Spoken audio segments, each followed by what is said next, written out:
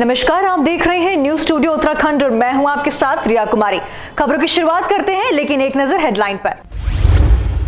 One दरोगा का रिश्वत मांगते हुए ऑडियो हुआ वायरल, डीएफओ ने दिए जांच के आदेश। यूक्रेन से अपने वतन रुद्रपुर पहुंचे छात्र निवासी छात्र जावेद अंसारी और हर्ष मलिक अपने वतन लौटे। उन्होंने राज्य सरकार और भारत सरकार का आभार जताया। लक्सर के खानपुर गांव में राशन की कालाबाजारी की शिकायत पर एसडीएम ने राशन डीलर की दुकान पर मारा छापा। हरिद्वार रेलवे स्टेशन पर लगी एटीएम टिकट मशीनें काफी समय से खराब, यात्रियों को करना पड़ रहा है परेशानियों का सामना।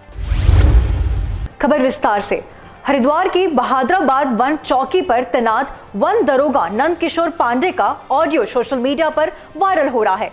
इस ऑडियो में नंद किशोर पांडे किसी लकड़ी कारोबारी से पेड़ काटने के बदले में जुर्माने के नाम पर 20,000 रुपए की रिश्वत की मांग करते हुए सुनाई दे रहे हैं। इतना ही नहीं, वो ऑडियो में गालियां भी दे रहे हैं।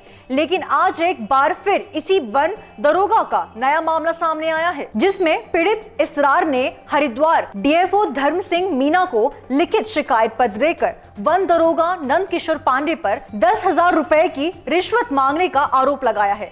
हरिद्वार डीएफओ का कहना है कि शिकायतकर्ता के आधार पर संबंधित दरोगा की जांच के लिए वन अधिकारी हरिद्वार को आदेश दे दिए हैं। उन्होंने कहा कि ये जांच 3 दिन पे पूरी कर ली जाएगी और अगर आरोप सही साबित होता है तो संबंधित दरोगा पर विभागीय कार्रवाई की जाएगी। मेरा नाम सुख इसरार है। मतलब ये लेके आए, इसमें सैंटी डंडा भरा था। महंत जी हैं जो खड़ा निर्माणी खड़ा, ये पुरानी मजरा, उनके खड़े में से हम पेड़ कटवाए तो उसके ऊपर का झंगो था।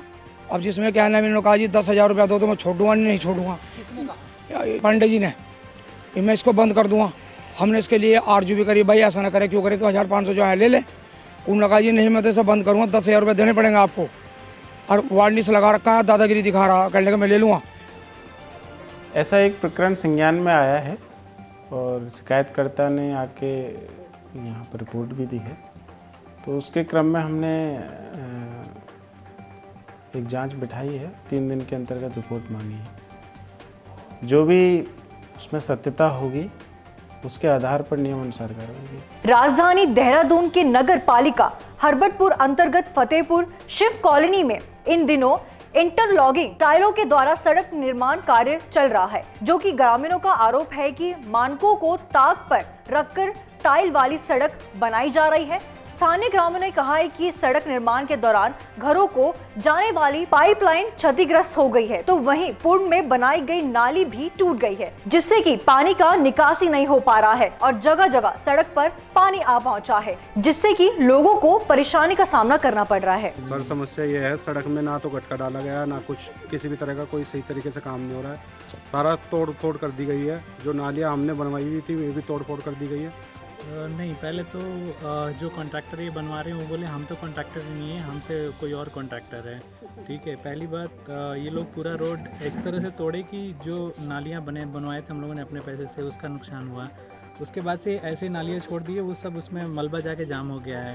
ऊपर से नलें टूटी थी, उनको हम लोगों ने खुद से ठीक करवाया, फिर से इनके ट्रैक्टर आए वो तोड़ गए। श्रीनगर रोडवेज बस डिपो को इन दिनों शिफ्ट कर दिया गया है।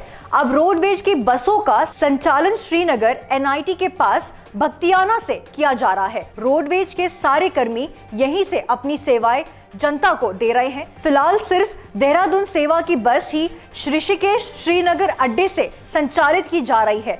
आपको बता दें कि श्रीनगर पुराने बस डिपो से बहुउद्देश्य पार्किंग का काम चल रहा है।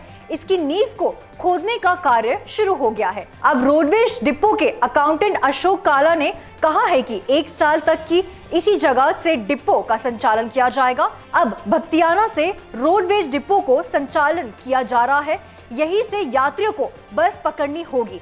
लोगों की सुविधा के लिए बस सेवा पुराने स्टेशन तक छोड़ रही है, लेकिन यात्रियों को बस यहीं से पकड़नी होगी। बसों के समय से कोई बदलाव नहीं किया गया है।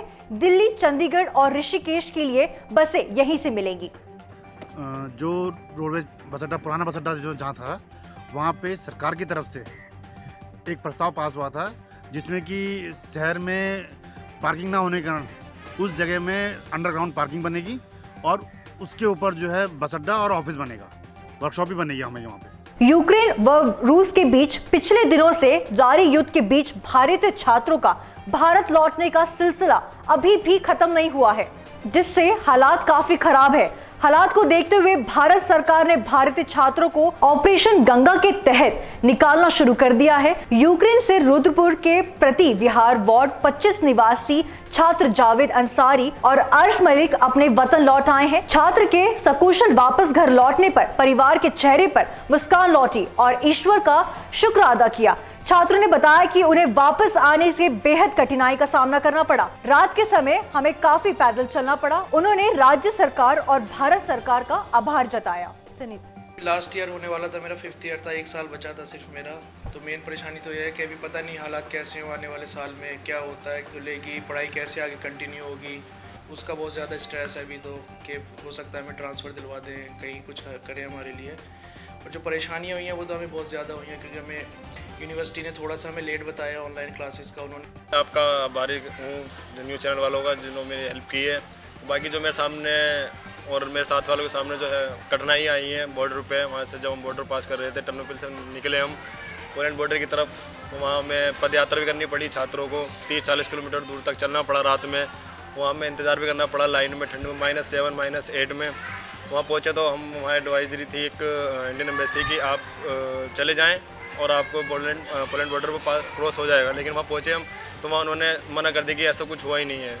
तो वहाँ पहुँचे, वहाँ हमने सुबह 9-10 बजे तक वेट किया, आप करेंगे। हमने एम्बेसी वालों को फ़ोन किया, वहाँ उन्होंने मुझे जवाब नहीं दिया। तो फिर हम हार के लास्ट में हम 5-6 बजे वहाँ से निकले। फिर हम स्लोवाकिया एक बॉर्डर है, स्लोवाकिया बॉर्डर से हम वहाँ हमने क्रॉसिंग करी यहाँ तक। अब तो समय पहले हम अपनी भारत सरकार को धन्यवाद बोलते हैं, क्योंकि जिन कठिनाइयों में हमारे बच्चे थे वहाँ पे और बॉर्डर क्रॉस करने के बाद में जो हमारे बच्चों की हेल्प करी गई है और वहाँ से यहाँ तक एयरपोर्ट तक लाया गया, वो हम उस चीज़ के बहुत बहुत शुक्रगुजार हैं अपनी भारत सरकार के और चैनल वालों को भी, ताकि हमारी खबर इन्होंने वहाँ तक पहुँचाई। लक्सर के खानपुर गांव में राशन की कालाबाजार की शिकायत पर एसडीएम ने राशन डीलर की दुकान पर छापा मारा।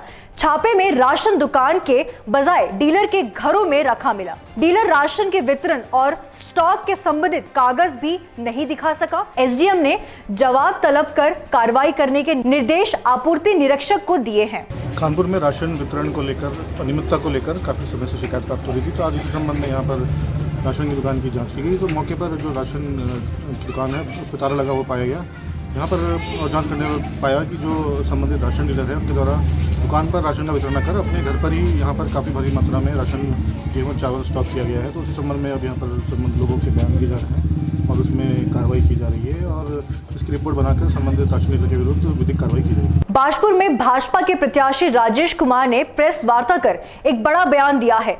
बता दें कि विधानसभा चुनाव को लेकर हुए मतदान के नतीजे 10 मार्च को आने वाले हैं। ऐसे में सभी प्रत्याशियों का भाग्य ईवीएम मशीन के अंदर कैद है।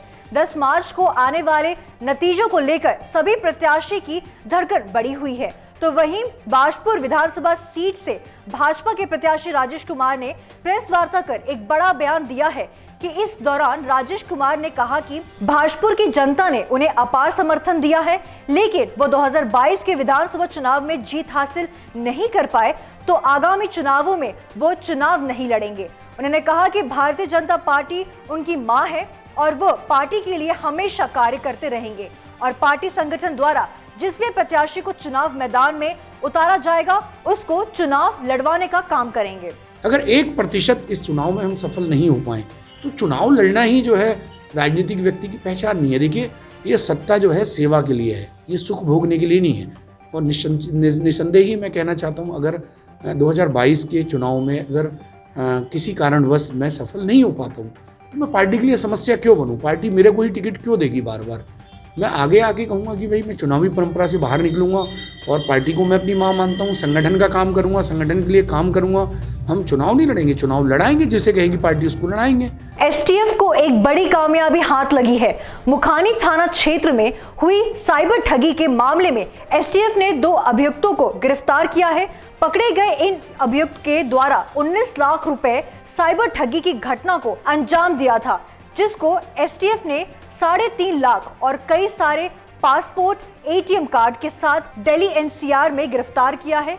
CO STF पूर्णिमा गर्ग ने जानकारी देते हुए बताया कि मुखानी थाने में 19 लाख की साइबर ठगी का मुकदमा दर्ज किया गया है, जो कि फेसबुक के जरिए ठगी की गई थी।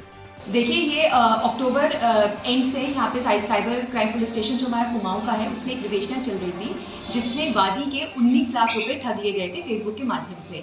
तो इसमें पूरी विवेचना चल रही थी। टेक्निकल सर्वेलेंस और मैनुअल पुलिसिंग के माध्यम से इसमें 2 व्यक्तियों को गिरफ्तार किया गया है, जिनका नाम सूरज तबंग है और विक्रम लिंबू है।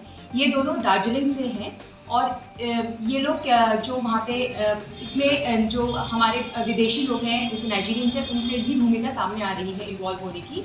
और इनका इसमें ये भूमिका रहती थी कि ये लोग उनको अकाउंट्स प्रोवाइड करवाते थे जिसके माध्यम से ये ठगी की जा सके। हरिद्वार रेलवे स्टेशन पर लगी ATM टिकट मशीन काफी समय से खराब पड़ी हुई है, जिसके चलते तत्काल मशीन के टिकट निकालने वाले यात्री को परेशानियों का सामना करना पड़ रहा है। रेलवे स्टेशन परिसर में बुकिंग बिल्डिंग के अंदर करीब 6 ATM टिकट मशीन लगी हुई है। ऐसे में ट्रेन के स्टेशन पर पहुंचने से कुछ ही मिनट पहले ही ATM टिकट मशीन के माध्यम टिकट लेने वाले यात्रियों के सामने परेशानी खड़ी हो रही है। उधर मुरादाबाद रेल मंडल के ACM PS बघेल का कहना है कि संबंधित अधिकारी को मशीनें ठीक करने की निर्देशन दे दिए जाएंगे। तो आज की खबर में बस इतना ही।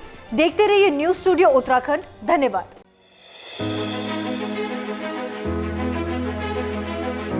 उत्तराखंड के मुद्दे रोजगार से कामगार तक, पर्यटन से पर्वतों तक, सत्ता के गलियारों से हर गांव की गलियों तक, कर्णधारों की कलम से आम आदमी के हितों तक। और भी होगा बहुत कुछ देवभूमि से जुड़ा, देवभूमि के बारे में, देवभूमि के वासियों के साथ, सिर्फ न्यूज स्टूडियो उत्तराखंड पर। खबर उत्तराखंड की।